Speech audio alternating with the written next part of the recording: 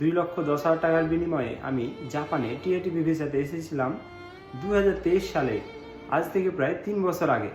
আপনাদের ইনবক্সে অনেক মেসেজ দেখলাম যে ভাইয়া আপনি কোন এজেন্সি থেকে আসছিলেন, আমার এজেন্সির নামটা কি।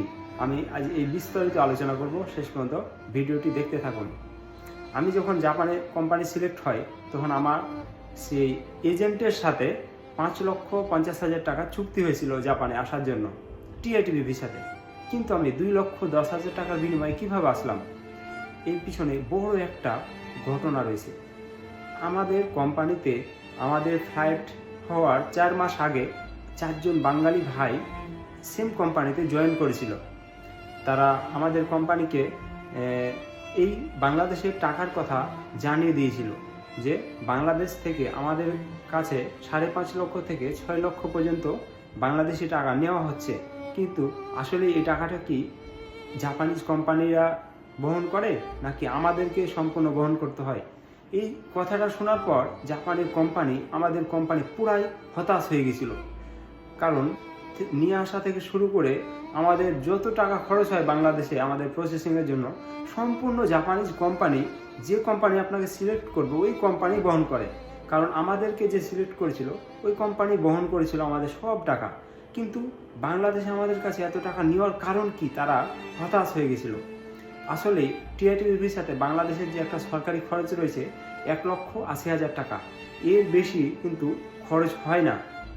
যে টাকাগুলো অতিরিক্ত এজেন্সিগুলো আমাদের কাছ থেকে নিচ্ছে 4.5 লক্ষ, 5 লক্ষ, 6 লক্ষ, যার কাছে যেমন পাচ্ছে সব কিন্তু তারা হাদিয়ার মতো করে নিয়ে নিচ্ছে। আমরা যেন তাদেরকে হাদিয়া দিচ্ছি এবং তারা হাদিয়া গ্রহণ করছে।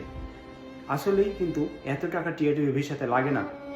আমাদের কোম্পানি সেই এজেন্সির মালিকের ওপরে একটা পদক্ষেপ নেয় যে আমরা যে পরে 8 জন ফ্লাইট আছে আমাদের কাছে কত টাকা নেওয়া হচ্ছে, এবং তারা বলে যে এদের কাছে কোনো টাকা নেওয়া হচ্ছে না, এবং আমরা বলি যে আমাদের কাছে টাকা নেওয়া হচ্ছে। নিয়ে বিশাল একটা ঝামেলা সৃষ্টি হয়েছিল।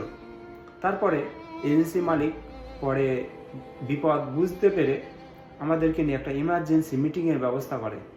সেই মিটিংয়ে বলা হয় যে বাংলাদেশের যে খরচটা 1,80,000 টাকা, সেই সেন্টারে আমরা ট্রেনিং দিয়েছিলাম 2 মাস। এই জন্য আমাদের কাছে খাওয়া খরচ 15,000 করে প্রতি মাসে, 2 মাসে 30,000 টাকা, আর প্লাস 1,80,000 টাকা সরকারি খরচ, সব মিলিয়ে 2,10,000 টাকা আমাদের কাছে তারা নিতে বাধ্য হয়, এবং 2,10,000 টাকা বিনিময়ে আমাদেরকে জাপানে ফ্লাইট দেয়। আপনাদের মনে প্রশ্ন যে ভাইয়া ওই এজেন্সিটা আসলে কোথায়। আমি ভাইয়া এজেন্সি সাজেস্ট